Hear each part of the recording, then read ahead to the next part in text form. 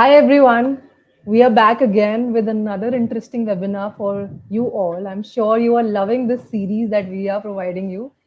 We are trying our best to be updated here and give you all the updated information on different Salesforce topics that you are really keen on watching. Today again we have with us two-time Salesforce MVP, Mr. Manoj Nambirajan. Hello sir, how are you? I'm good. Thanks for the invitation. Looking forward to the discussion today.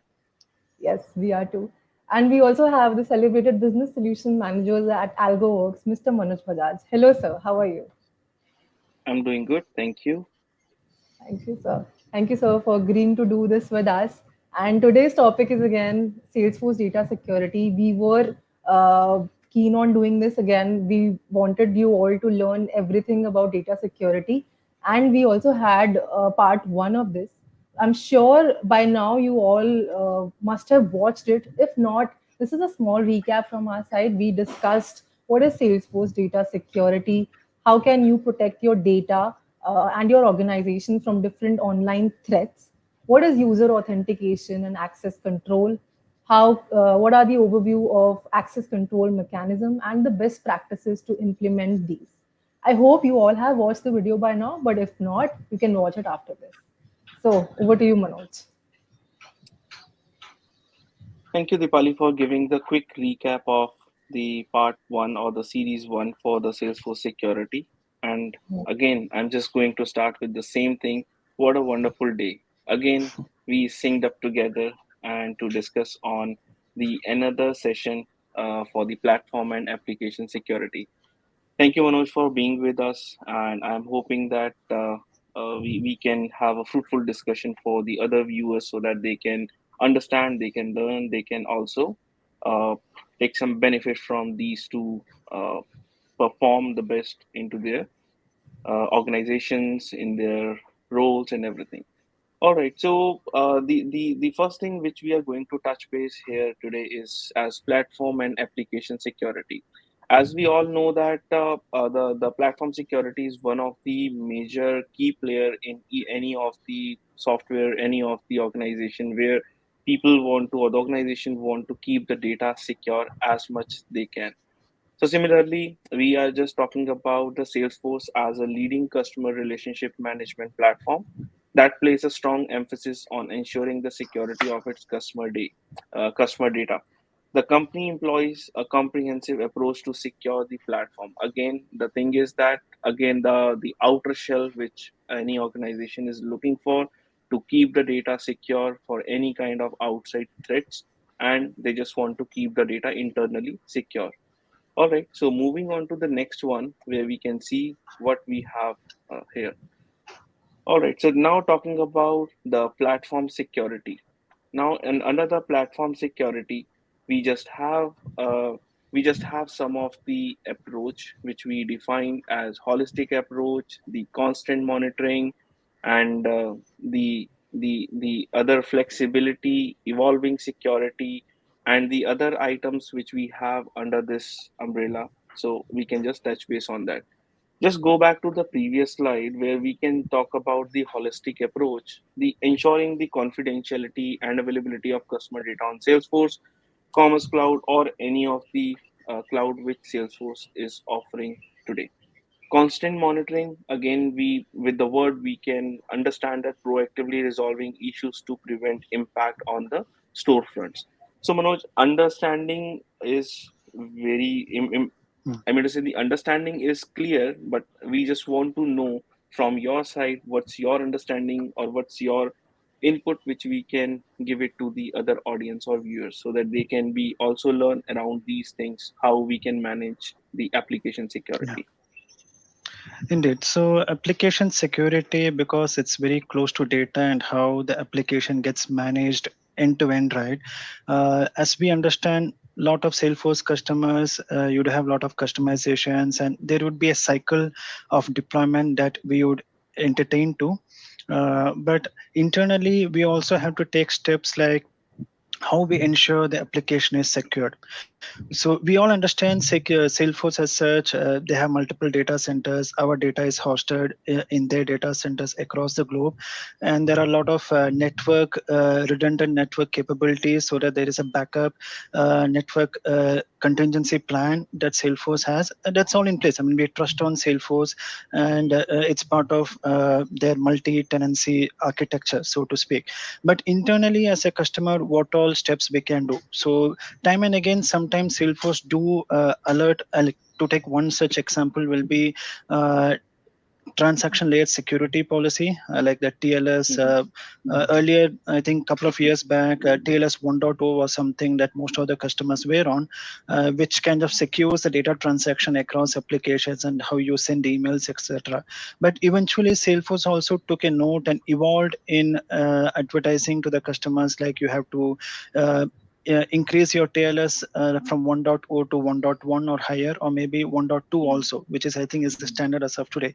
So Salesforce do take those steps in ensuring and enforcing such policies, how your transaction can be secured, and monitoring the issues is also something that. As a customer, as well as from a Salesforce product, we should be responsible to. So I presume Salesforce has introduced few features, something called as proactive monitoring, which they have also scaled a lot and revamped the product to make it like a 24/7 monitoring tool, which can also provide you instant alert if at all there is any issues or any transaction which is misleading, or any malware related issues.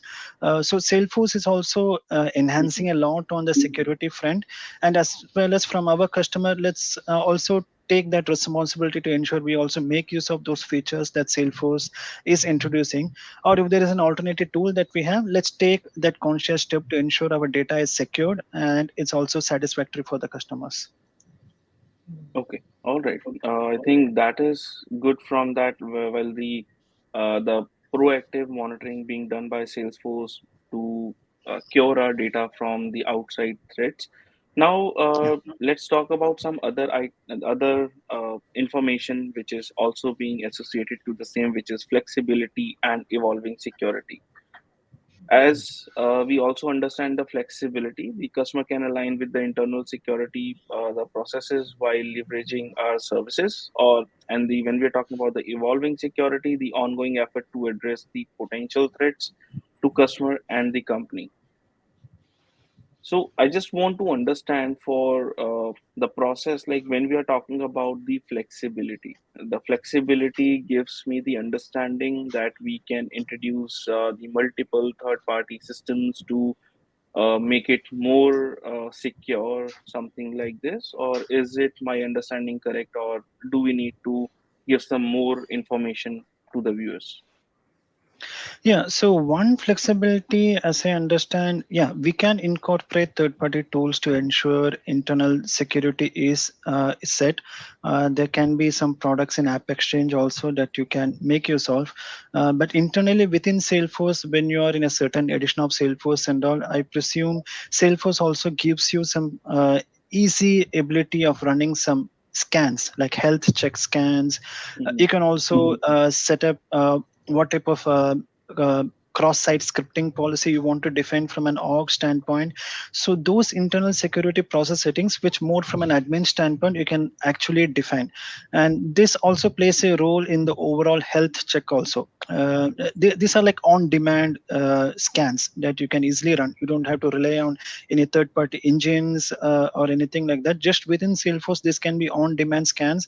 You just run it, and the health check report, for example, it will easily tell you what is the moderate rate, or it actually rates your org from a security standpoint, whether you're in a high radar, or what all settings are in the medium radar, or what all settings are like it needs some immediate attention.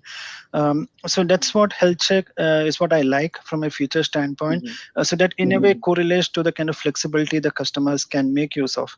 And the evolving security aspect would be what I could think of is one of the enforcements that Salesforce has come regarding the guest user policy, where because most of the companies, right, you can have data, you will be having a lot of customer data, and you will also be having some features that, like for example, maybe generating lead, or maybe Mhm. generating cases. For example, you might be in a situation where you want to expose that as a public site and have external parties kind of raise a case whenever they face any issues or not.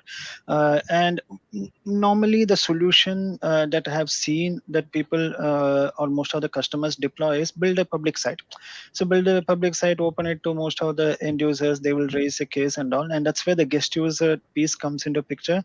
And Mhm. I appreciate, I mean, from a Salesforce product standpoint, they have evolved in such a way like they have arrested any data exposure or data leakage vulnerabilities that they have seen from a guest user standpoint. So Mhm. that's something that they have enforced from a product. So that's one example where the security has really evolved from Salesforce product standpoint. Correct. So any specific thing, right? You said for the guest user, when we are talking about the guest user and exposing the public side, that means we are in some area that there could be a chances of exposure of threats.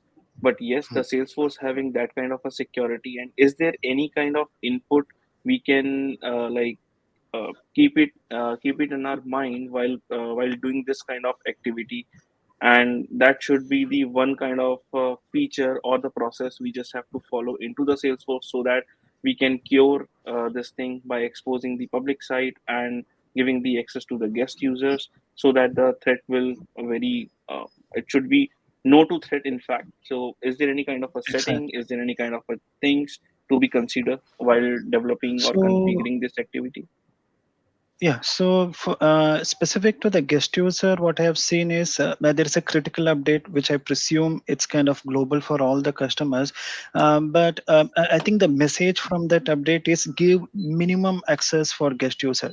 Minimum to none possibly, so that they don't gain Hmm. access to any data that is in-housed in our instance. Because every public site, it will have a guest user profile at the back end. That's the way Salesforce is designed. So obviously the profile will have access to objects or fields that a guest user needs to gain access to. I think to begin with, reducing or restricting the type of object or profile access is a first Hmm. step, I would say. As well as, if at all there is a need, then I think it's also documented in Salesforce. Like if at all a guest user has to access some data, then you have to build a restricted sharing rules for the guest user, so that they probably might be submitting a particular record which has to relate with an existing record in the system. So you might end up doing that. But on the other end, to ensure like there is no spam attack from guest user, because sometimes what could Hmm. happen is, even it's a public side, some hackers are intelligent, like they will just bombard a lot of spam records into True. the system. So that's the place where probably it's up to the customer to design like how you want to design and catch such data uh, Hmm. intrusion, so to speak. Maybe having some custom code or validation rule can be a way. There is not a straightforward Hmm. solution to this, unfortunately, as I understand. But these are some security practices one should abide with. Okay, all right. A very interesting thing that we just have to consider for securing. We just have to consider some of the validations, some the minimum access to the guest users. That's a good input. Thanks, Manoj, on this.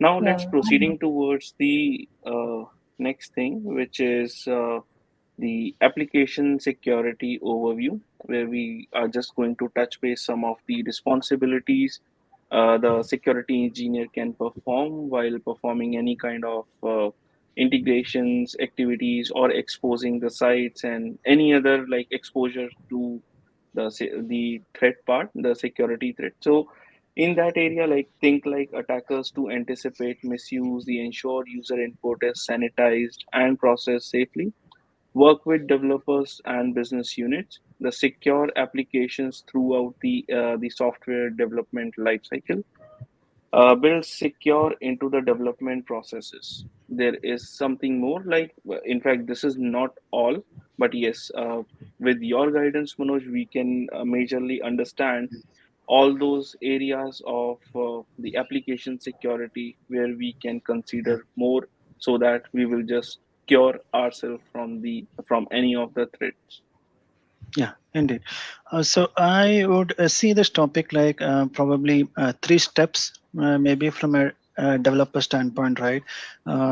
From an application security as well as developers who are in out involved in a lot of customization, and we deliver a lot of features or deploy features to Salesforce. One aspect will be we should always be thinking from the end user standpoint how our functionality will be used at the end of the day. That will help us to also understand the business process or the need behind that end user of why they are requesting a specific feature to be deployed, so that Mm-hmm. business acumen is something developers should slowly start to get educated to. And as they develop, right, one of the features that I have seen in Salesforce is whenever, for example, if you are trying to create a field, and then there are some identifiers that Salesforce has introduced. I mean, that's something which I would encourage developers to kind of define. Like if you are defining a field, do also define what is the data sensitivity level, like what type of data is Mm-hmm. getting stored, and how close it is related to the personal information. And also there are some classifiers and identifiers that you can define while you're creating the field. I mean, this is something you can also have Mm-hmm. a discussion with the end user to understand how you want to classify the data, so to speak. But that would Correct. be one aspect.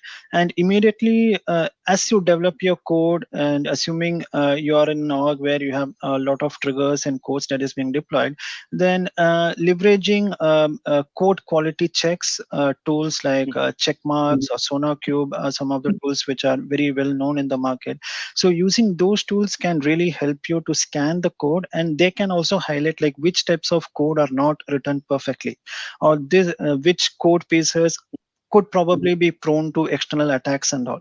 So those are some analysis or scan that can really help, and the developers can actually take those input and to ensure the code is super quality. So that's one of the responsibility Okay. I believe the developers have to take as part of the software development life cycle. We do know CSAD process, everything is there, but these additional Correct. steps are something the developers have to take into attention. Mm-hmm. So, is there any, as you said, for the CI/CD process, is there any difference between the CI/CD process or the SDLC process? Is there any differentiation in these two, or these are the same kind of a platform in your understanding? To an extent, a software development cycle, for it to be efficient, you need a CI/CD framework in it. Mm-hmm. Uh, an analogy is like you need a healthy body, but you have to take some steps, some nutrients to make it healthy, right? You have to do exercise and all. It's similar to that. I normally take that as an analogy. So for the software development cycle to be efficient, you need a proper Mm-hmm. CI/CD framework, so that there is a proper source code definition for you, so that you can rely back if at all you have deployed a wrong code, how you can go back to the original code and all. So Mm-hmm. CI/CD helps a lot on that front. So development life cycle is essential so that you have a proper cycle of deliverables. You have a proper calendar to follow, like maybe an agile related framework. You can have that set up to ensure like there is a constant deliverables, Mm-hmm. so that end users need are met, but also to ensure how the code is not vulnerable. How do you ensure that you're deploying proper code, and security is also considered. To help those aspects, Mm-hmm. CI/CD plays a role there. Okay, great. I think that is the good input from Manoj to understand that how we just have to take care of the codes, the new additions which we are adding into the Salesforce, third-party applications, and other tools to check our codes. And that's the best practice we everyone should follow during the development cycle, during the following the process, so that we could again reduce these kinds of things, these kinds of attacks or these kinds of challenges to be seen in future. All right, and with this, Manoj, we are just proceeding towards the next process or next thing which we need to discuss, which you also mentioned in this current session, that related to the security health check. Now, under this security health check, we have certain things, but again, that is not all. You can just put some more light on the items which we have defined over here. Like we have the system audit help identify vulnerabilities and to employ best practices. Then regularly backup data and plan for recovery to guard against data loss. Segregate data on Salesforce platform to limit impact of cyber attacks. Then educate employees about phishing, malware, and password protection to prevent human errors. The other is, last but not the least, the data security requires ongoing effort, evolving with technology and tactics to avoid potential disasters. So, is there any other thing which the developer or any other person who is leading with the security aspect should be aware of this activity, the security part, and the security check thing which we have to consider during our the SDLC process or CI/CD activity. Yeah, so during the SDLC process, I believe most of the customers, I mean, we would have a test environment where we will deploy the code. And once the test cases are satisfied, eventually and signed off, then we will be deploying to production. There are two places where you probably have to take a responsibility of constantly monitoring how your org is performing at the end of the day from a security aspect of things. One is during pre-deployment as well as post-deployment, right? One of the steps that I would encourage is run a health check, so that Hmm. you do understand where your org is positioned from an overall rating, both because health check actually calls out a lot of vulnerabilities or also the good areas where the org is performing good. But you would never know what is the impact of a new release or a new launch that you have on production to this health check. So that is a aspect where we probably have to first maybe having a full copy sandbox, so to speak, which is very close to production. Maybe you can have such a sandbox where you probably deploy your code over there, then run a health check and see how is the health check score, and compare that to production. And the health check in full copy will always highlight the areas that you have to improve on. Do consider that as part of your SDLC cycle, and this is something maybe you can Hmm. probably do either during your development cycle, so that as and when you deploy the code, you can also verify the health score accordingly, or post sign off also have a period. I mean, I'm not advocating, because sometimes people might feel like this might be dragging their deliverable and all. But I think a Hmm. conscious effort on monitoring the health check is very, very essential, because it's better to be safe rather than sorry. So have that Hmm. health check run in a full copy sandbox, and then as you deploy to production also, after every launch also run the health check. Now, health check as such, it one could say like it's pretty manual activity and all. It does instantly come. That is one way, and it will call out what are the areas that you are vulnerable from a security standpoint. Another product of Salesforce which I have seen of late is called Scale Center. So that maybe we can have our Salesforce residents to have a look at it and see what it does. One of the aspects which I feel it's good is after you deploy the code and run some load testing and all, right? This Scale Center as such, it will actually call out what are the API vulnerabilities that you have potentially, and is there any place Okay. where your org from a health standpoint can hit a spike mode or not? I mean, there are some good callouts that the scale center would kind of call out. I mean, from a finding standpoint. So time permitting, yeah, we can probably introduce that product also as part of the SDLC cycle, so that you have a continuous check on your Hmm. overall health. And as far as educating employees about phishing is concerned, yeah, I mean, it's a well documented aspect, and Salesforce also does a lot of steps in improving or protecting the instance from phishing and malware. One way maybe that we can do is, as far as end users and who are logging into Salesforce, right? Maybe we can have some announcements in the homepage, like maybe have a banner in homepage which probably talks about or educates employees on how they should be aware from a phishing attack or malware attack standpoint. And also maybe you can also give shout out to I mean, from a customer standpoint, if you have taken any step to prevent any phishing and all, you can do those announcements also, because normally when people log Okay. into Salesforce, they hit homepage, right? So that's what I feel maybe can help. I mean, having some of such Hmm. announcements would really help. That's great. So, addition to this, as we remember and we recall the conversation which we had in our the part one session of this, where we touch touch base deeply on the health check part, where we have the high level security, low, medium.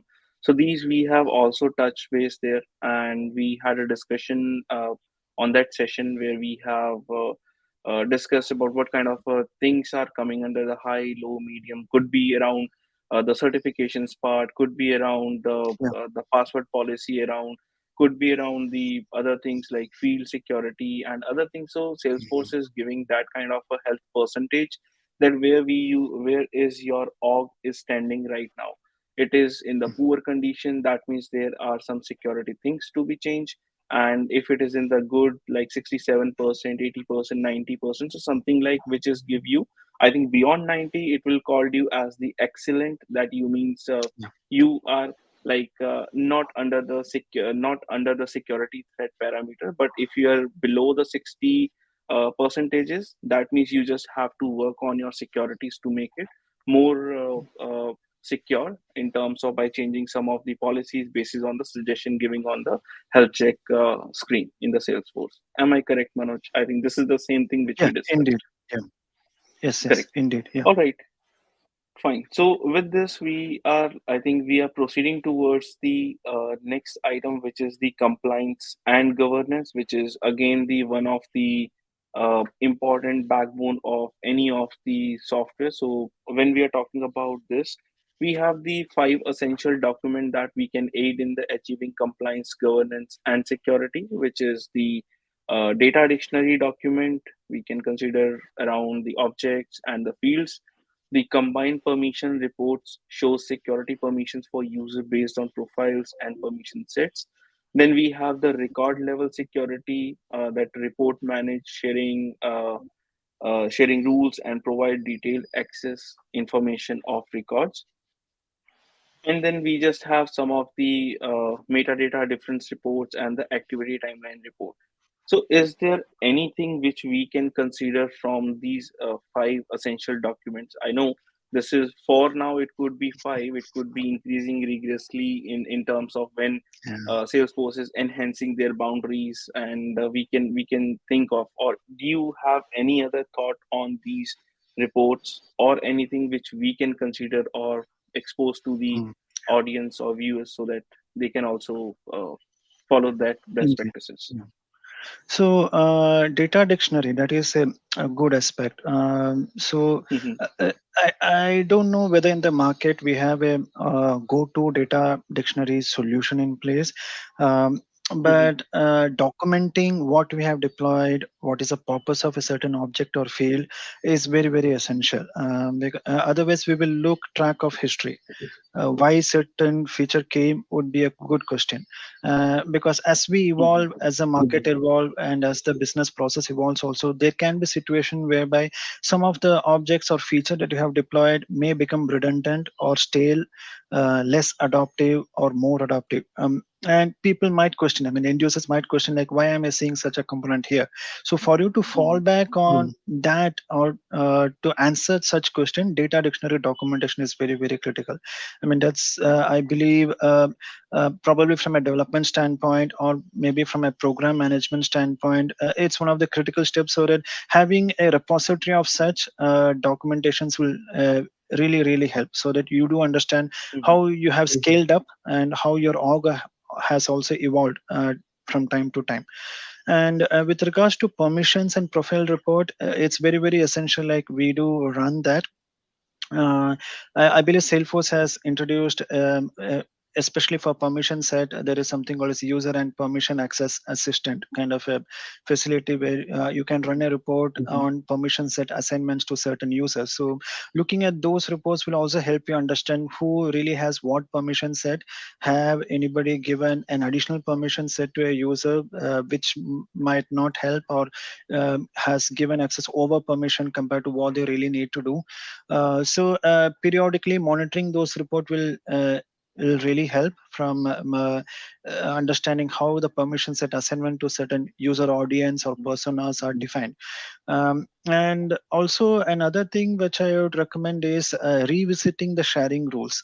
So you can be in a situation where, okay, as of today, there is a particular user segment that they want access to a certain data. So we have built a sharing rule. Okay, their requirement is met. Mm-hmm. But maybe the next year, people might move across the org, so the sharing rule might become stale.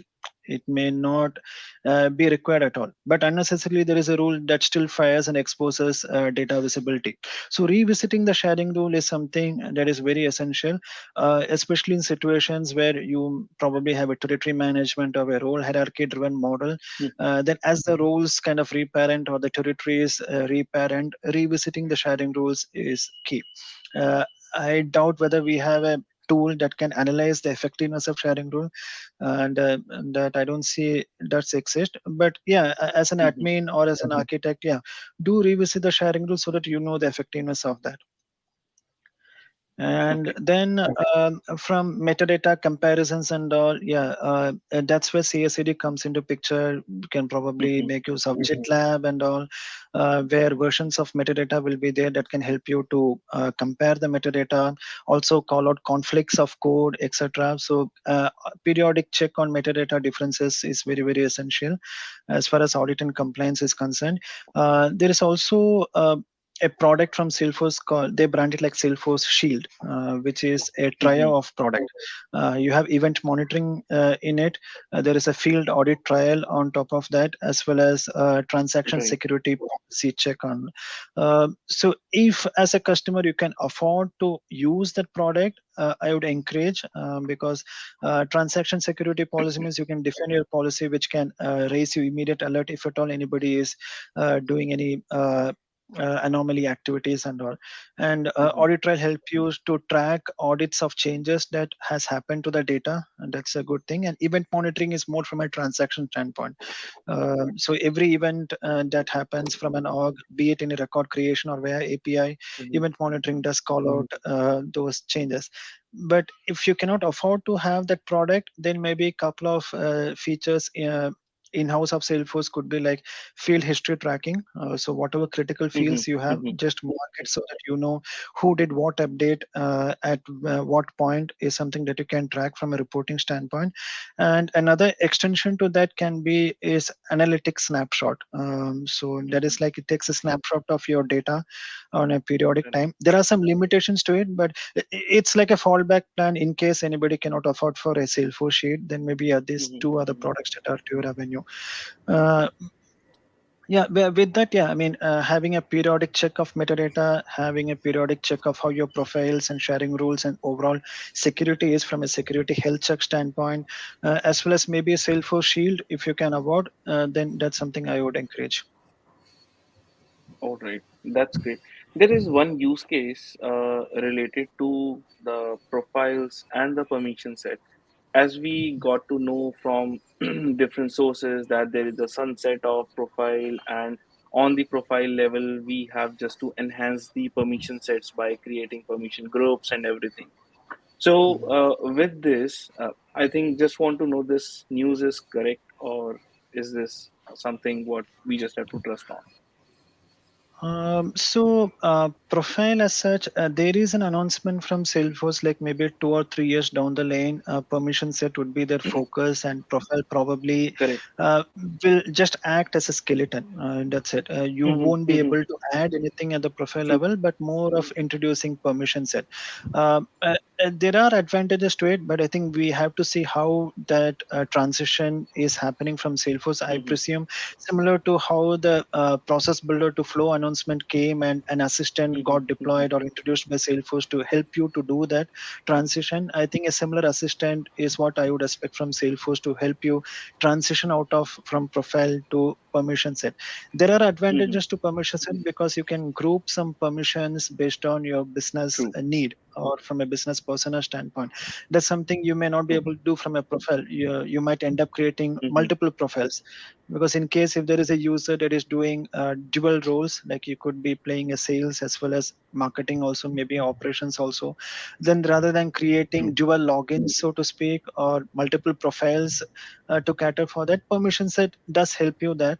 And even I could be wrong here, but what I heard in one of the avenues was having a lot of profiles in an org is also not good. Hmm. Permission set is fine, but Right. having a lot of profile, it does get called out in the health check also when we run. So maybe Hmm. that's also Hmm. one of the reason why the shift is to the permission set. Now, some organization face this kind of a challenge as well. They have created ample of profiles, and now they are squeezing those profile into one or like two or three profiles. So, with this, what they are looking for a solution that how we can compare those profiles, that what kind of activities or what kind of the action or the features we have given on the couple of profiles, and we just have to sum up into one. So there is some kind of a challenge. There are third-party solutions available, but I think there is no solution available on the Salesforce App Exchange to manage this. At the It end, could come, the potentially come. yes, Looking at their announcement, it could potentially come. But as of today, true, yeah, I'm aligned. Yeah. right, okay, okay, all right. I think with this we are on the end of this session. Anything specific from your side, Manoj, which we can just give pass a message to the viewers so that they can take care of these kinds of securities, or the they can just uh, secure their outer shell so that the data will be totally secured internally. Yeah, indeed.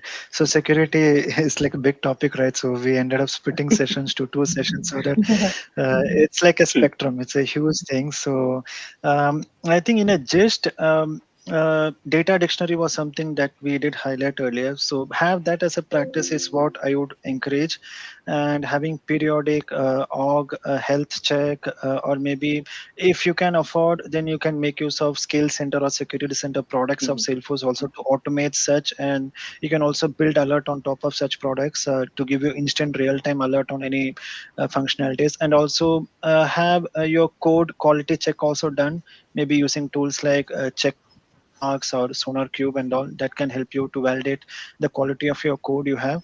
And as well as maybe Salesforce Shield was something that we highlighted earlier. If you can do that, make note True. of it. And Salesforce, I believe, have recently revisited their plan for data backup and data recovery. So we have to see how that product goes. But have a look at or keep an eye on how Salesforce is evolving on their offering of data backup and data restore capabilities, so that accidentally, if at all the data gets deleted or removed when a system becomes unable, then probably this data restore and recovery is a process that we have to fall back to at the end Mhm. of the day. So yeah, I would end with that call out on that feature that I believe Salesforce is planning to revisit. So on the whole, yeah, it's security is everybody's responsibility, be it you're creating a data or you're developing a Mhm. Mhm. feature or incorporating the data. So we have to be a responsible Salesforce citizen to be secure specific. Yeah. True. I think that's a Yes, wonderful information to secure our instance from the threats, and we will like we hope like the everyone who is following this should now understand that how they just have to keep their system secure.